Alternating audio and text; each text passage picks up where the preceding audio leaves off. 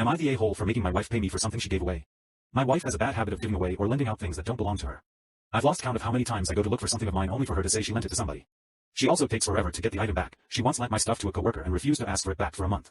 And I'll never forget the day my usually quiet, reserved son snapped at her for trying to give away his Nintendo Switch. If I wasn't also fed up with her behavior, I would have washed his mouth out with soap. I've had countless talks with her, but she continues to do this.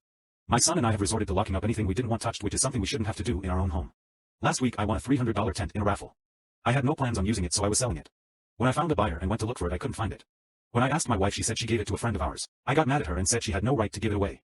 Her defense was, since I didn't spend money on it and was I planning on using it, it made sense to give it away for free. I told her that wasn't her decision to make, but she just kept repeating herself. I had enough of this and said she's either going to pay me herself or get the money from who she gave it to, and if she didn't, I'd get law enforcement involved. Since she'd rather die than ask a friend for money, she paid me out of her own pocket. This issue eventually got around to her family. While they did say she should have talked to me first, they also reprimanded me for asking for payment. They reasoned that since I didn't actually buy the tent, I didn't lose any money and it went to a friend who could actually put it to good use.